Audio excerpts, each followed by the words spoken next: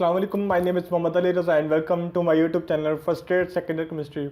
Today I will discuss about secondary chemistry 9th chapter and the topic is orientation in electrophilic substitution. So let's start. First point क्या है जी, what is electrophilic substitution?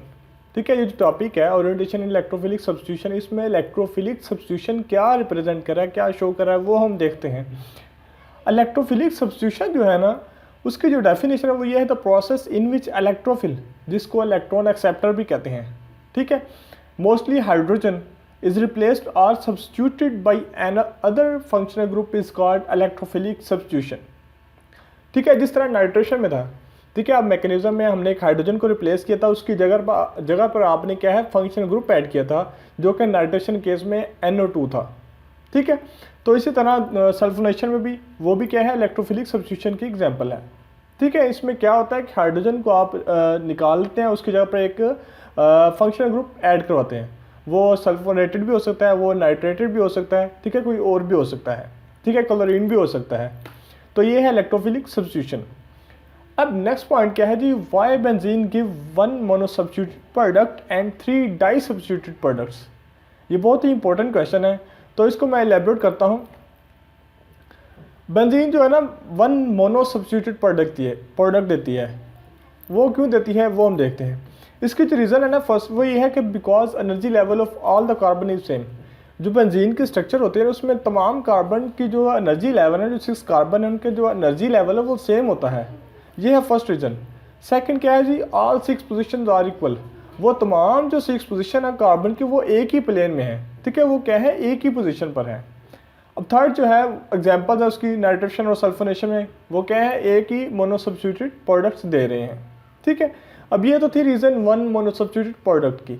अब जो second क्या है जी, 3 die substituted product क्यों देता है, उसकी रीज़न क्या है, in the presence of monosubstituted product, जब एक मोनोसब्स्टिट्यूटेड प्रोडक्ट ऐड हो जाता है बेंजीन की रिंग पर, लेट्स सपोज टोलुइन है, ठीक है, बेंजीन के ऊपर CH3 ग्रुप लगा हुआ है। अब जब दोबारा आप इलेक्ट्रोफिलिक सब्स्टिट्यूशन करवाएंगे तो आपके पास चांसेस हैं 3 डाई सब्स्टिट्यूटेड प्रोडक्ट बनेंगे। ठीक है, तो ये energy level of all position is change, so 3 die substituted products are added. कहता है कि जब मोनोसब्स्टिट्यूटेड प्रोडक्ट एक ऐड हो जाता ना, जब दोबारा इलेक्ट्रोफिलिक सब्स्टिट्यूशन करवाएं तो आपके पास 3 डाई सब्स्टिट्यूटेड प्रोडक्ट्स आ सकते हैं। ठीक है, अब नेक्स्ट पॉइंट है जी ortho meta and para positions detection. ये बेंजीन के जब ऊपर एक फंक्शनल ग्रुप ऐड हो जाए ना, तो फिर आपके पास 3 पोजीशंस आती हैं। ठीक है, इसमें बेंजीन की रिंग में वो कौन कौन सी है, ऑर्थो है, मेटा एंड पैरा है। ये मैं आपको बताता हूँ कौन कौन सी, किसको ऑर्थो कहते हैं, किसको मेटा कहते हैं, किसको पैरा कहते हैं। ये स्ट्रक्चर है बेंजीन की, ये फंक्शन ग्रुप ऐड हुआ है।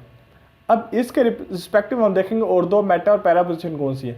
इसके जो फर्स्ट मतलब उधर से आए ना नीचे की तरफ, ठीक है, जो फर्स्ट पॉइंट होता है ना वो होते हैं ऑर्थो पोजीशन।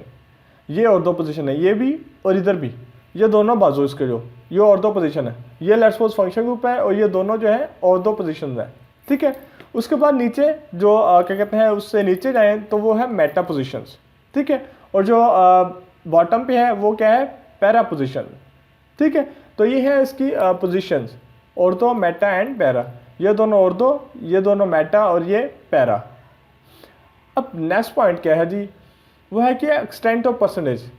हमने बात की है कि जब एक मोनोसब्स्टिट्यूटेड प्रोडक्ट ऑलरेडी हो तो आप जब दोबारा इलेक्ट्रोफिलिक सब्स्टिट्यूशन करवाएं तो आपके पास 3 डाई सब्स्टिट्यूटेड प्रोडक्ट आते हैं। ठीक है, अब कहता है उसमें परसेंटेज होती है एक कि आया क्या, अब लेट्स सपोज टोलुइन है, ठीक है, CH3 ग्रुप लगा हुआ है, अब आपने क्लोरीन ऐड करवाना है लेट्स सपोज, तो कहता है इसमें परसेंटेज है। ठीक है, मैक्सिमम चांसेस है ऑर्थो पर, उसके बाद मेटा पर भी, और फिर आते हैं चांसेस पैरा पर वो ग्रुप अटैक करे। ये इसकी परसेंटेज क्या है वो हम देखते हैं। इसकी जो परसेंटेज है ना, ये है ऑर्थो पर जो मतलब ग्रुप के आने के चांसेस है वो है 40%, मेटा पर वो क्या कहते हैं ग्रुप आने के चांसेस जो है 40%, और पैरा पर जो है ना चांसेस सबसे कम होते हैं वो है 20%। ठीक है, ये उन्होंने क्या कहते हैं थ्योरी पेश किया जस्ट कि ये हो सकता है। अब हम देखते हैं कि एक्सपेरिमेंटली भी ऐसा होता है या नहीं।